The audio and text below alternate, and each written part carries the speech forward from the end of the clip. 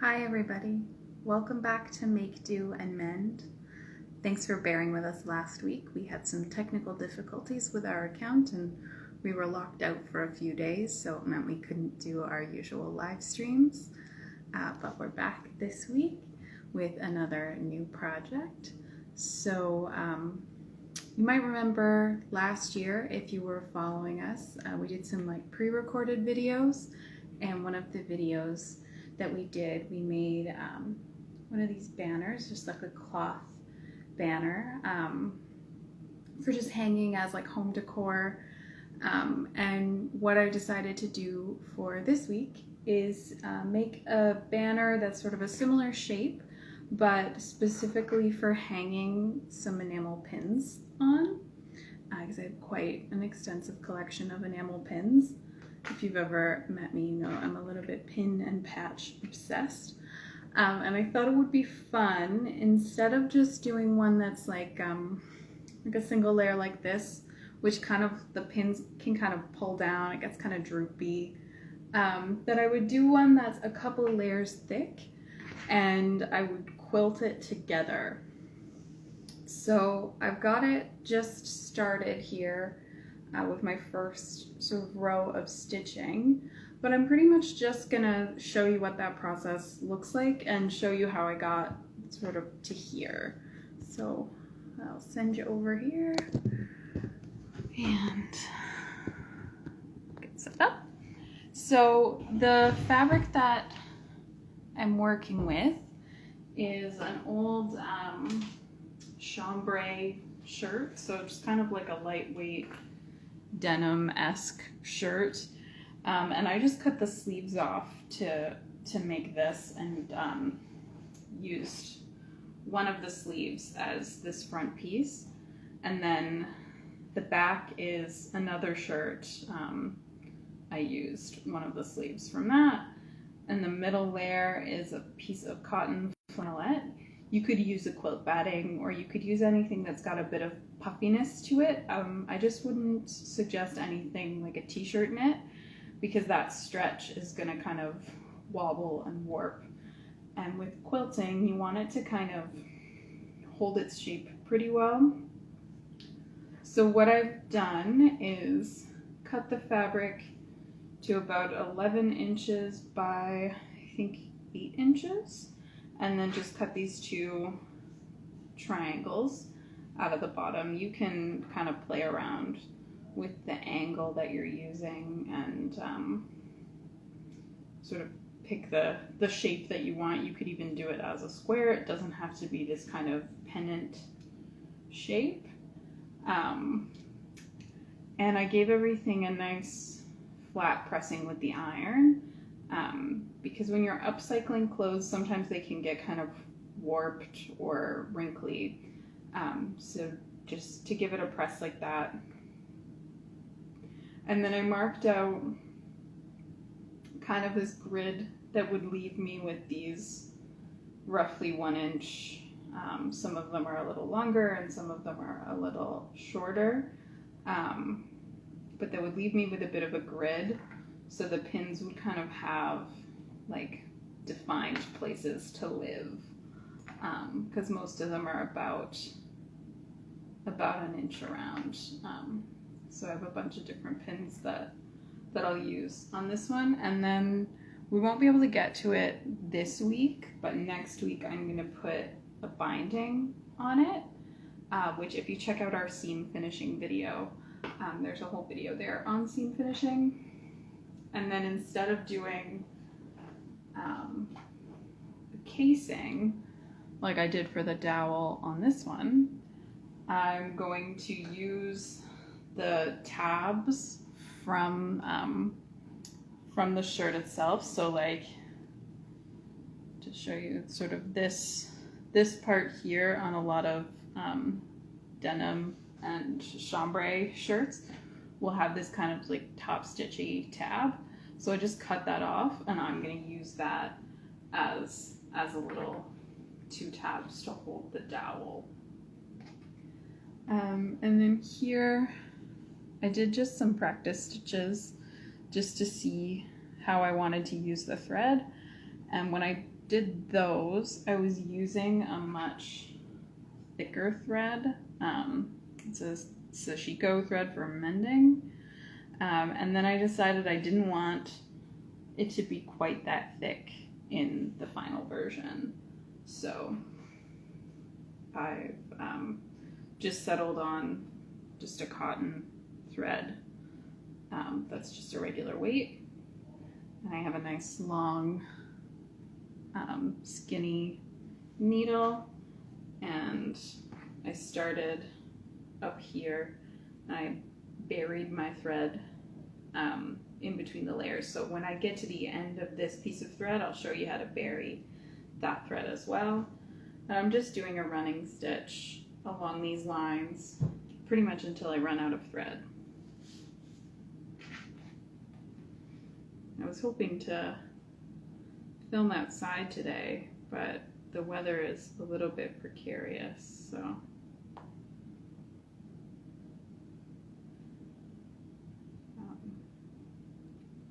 yeah, so I'm just going up and down through the fabric. And this is going to be kind of like a zone out tutorial because there's not a ton to show you. But when I upload this to YouTube later, I think I'll put this into a time lapse, just to kind of pick up the speed a little bit.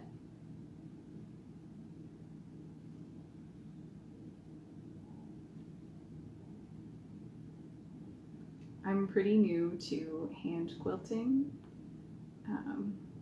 but I wanted to give it a go. I've been doing a lot of hand mending, and a lot of the kind of repetitive motions and aspects of it are very similar.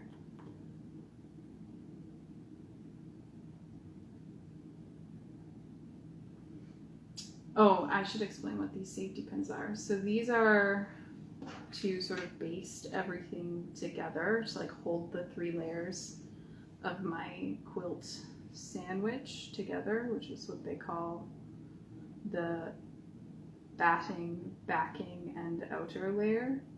Call it the sandwich.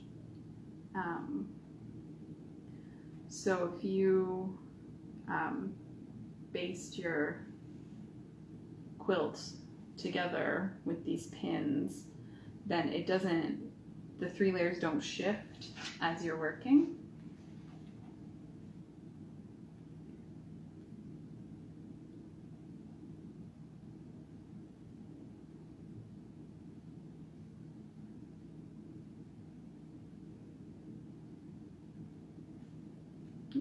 The needle just came unthreaded here.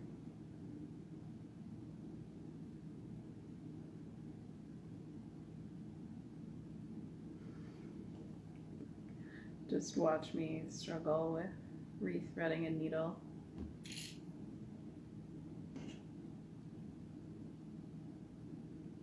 That's the rest of the live stream. It's just me trying to rethread. Usually when the thread starts coming undone for me, it's a good sign that I need to be replacing my thread because it's too short, and so when I pull it through, it just comes undone again. And then I'm going to remove this basting pin. If you're doing a big quilt, the basting is like really, really important. But on something this size that's just like a little wall hanging, you only need maybe like 8 or 10 safety pins.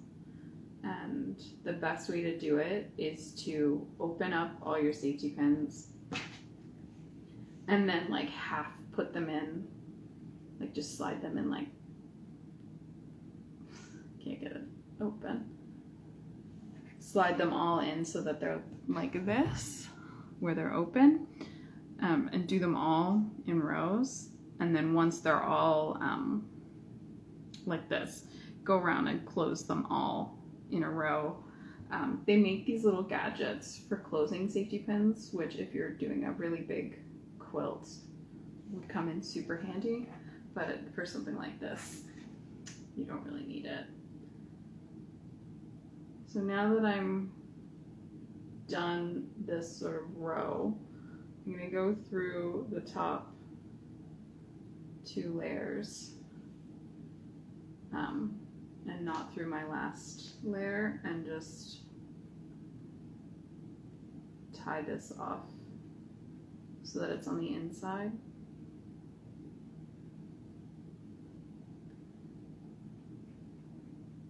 If I wasn't able to get to that, to this opening, you can tie it off on the top side and then kind of force it through the hole that's made by the thread, but it's a little bit trickier to do that.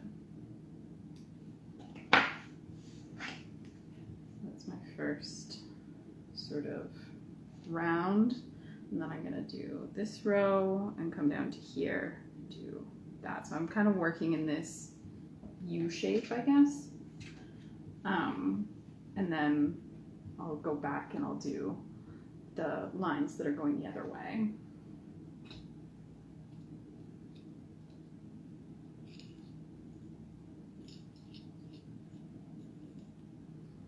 I hope everybody is doing well in this next phase of lockdown. I think it's getting to us all a little bit more. I'm happy to hear they've decided to keep parks and playgrounds open, because I think that was really hard on a lot of families that don't have outdoor space. So I'm just gonna knot my thread a couple of times, and then a little bit before where I want my design to start, I'm going to come up and through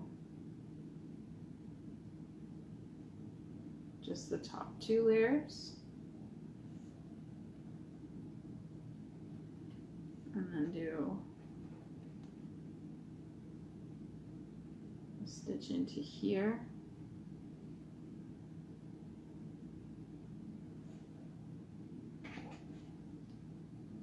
Just to anchor it in place. And then, got caught on my tripod. To pull this through, you have to kind of yank it through the layers. And then that way it's buried inside.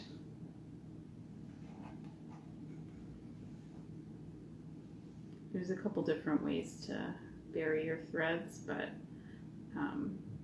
that's the way that I've found works for me. And if I'm just doing a kind of decorative wall hanging or something like this, then that works the best. And just gonna keep on going. But before I do that, because I don't want to cut into the time lapse, I want to show you one more thing.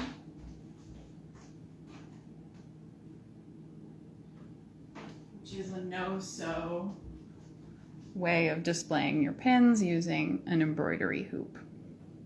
So this is just like a regular embroidery hoop and 2 layers of cotton fabric with a thin cotton batting inside. And you just basically, I don't want to open it up because it's not very, there's not a lot of slack to like put it back in, but you would unscrew the hoops from each other, lay your 3 layers down, your quilt sandwich, just like this, place the outer hoop over top, tighten the screw closed, and then kind of pull the fabric so that it's nice and taut, and then trim away the excess. And then you can use that as like a easy thing to hang on your wall. This has some of my favorite pins on it, so I thought I'd show you.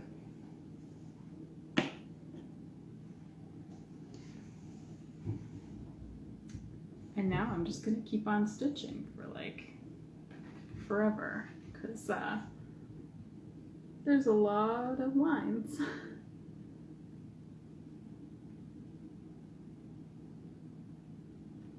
This week coming up on Wednesday, we have a Q&A and virtual tour, which we're doing over Zoom.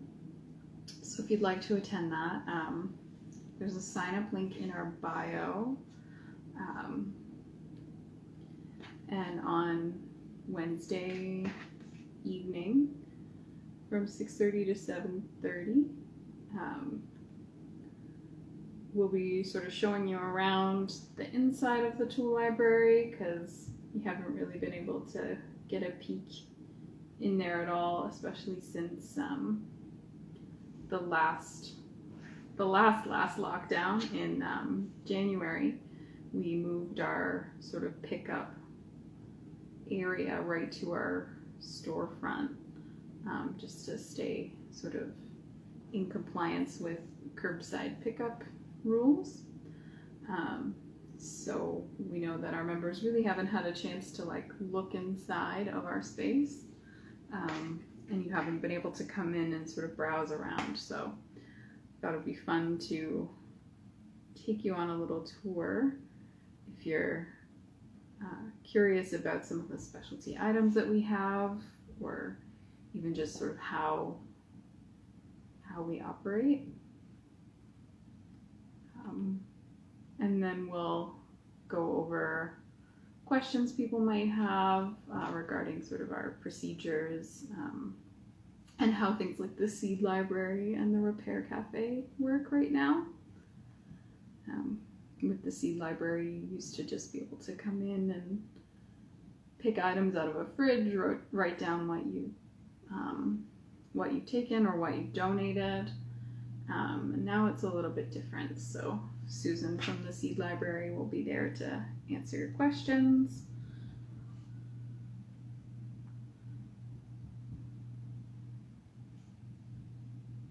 My thread doubled over on itself there. It's either my tails are always too short or too long.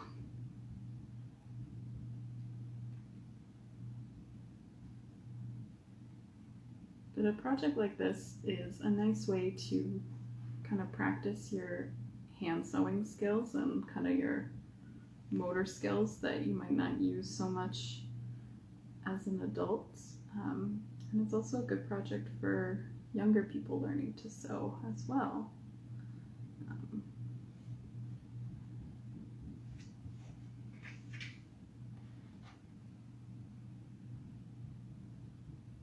If I didn't have a sewing machine to do like a binding around the edge, I could also blanket stitch around the edge. And if you check one of our older videos on how to put on a patch, there's a bit of a demo on how to blanket stitch there as well.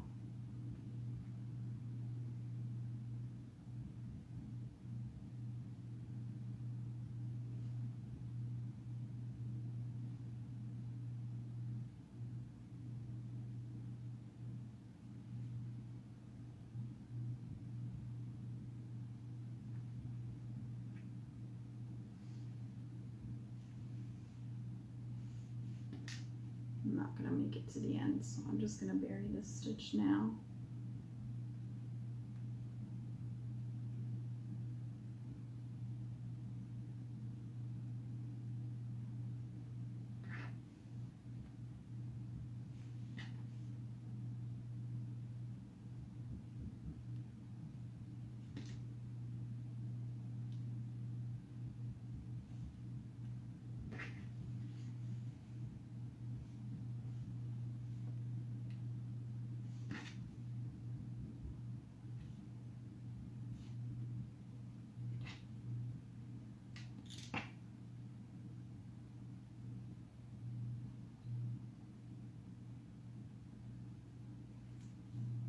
a little easier on the back side because the weave is a bit looser. So now I can just cut this tail and that'll just sort of disappear inside of there.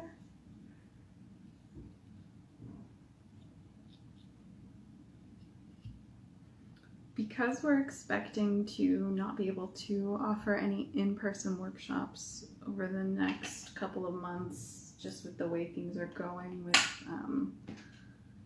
the current crisis, in all likelihood, we're going to continue our online workshop series throughout the rest of April and going into May and possibly June.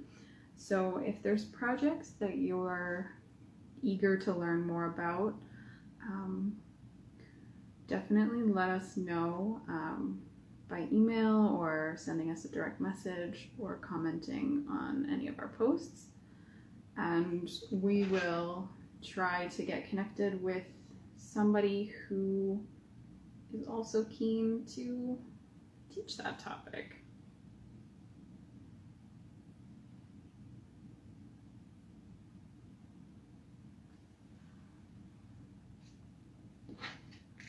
Because we're sort of running on this limited capacity, there's less of us available for teaching, but we also know that our friends who would love to get involved with the library, but we don't have necessarily any positions available, might be interested in volunteering with us to teach a workshop or be sort of a guest host or guest star on one of our online workshops as well. So if you have a skill that you're eager to share, whether it's to do with food preparation or home repair, or any of the things that we kind of cover, definitely get in touch with us so that we can see where there's room in our programming schedule, and maybe where there's some gaps of things that people have asked about that you may know how to do. We would love to have more guest stars.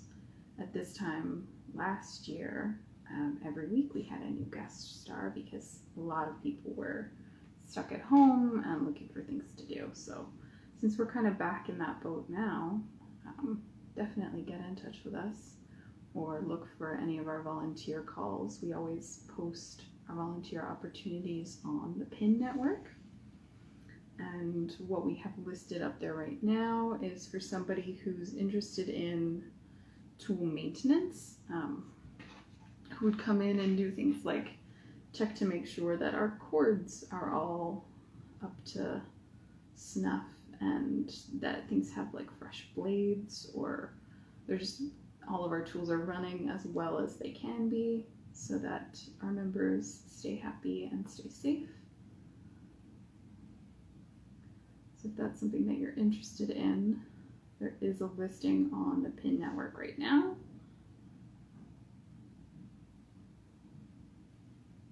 And it is also National Volunteer Week. So we've been sort of extending our shout outs to our many, many volunteers without which the Guelph Tool Library would not be possible.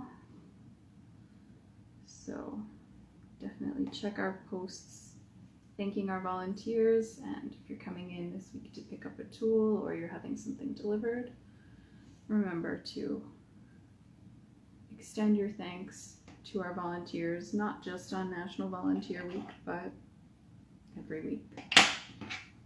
Because without them, we wouldn't have a tool library.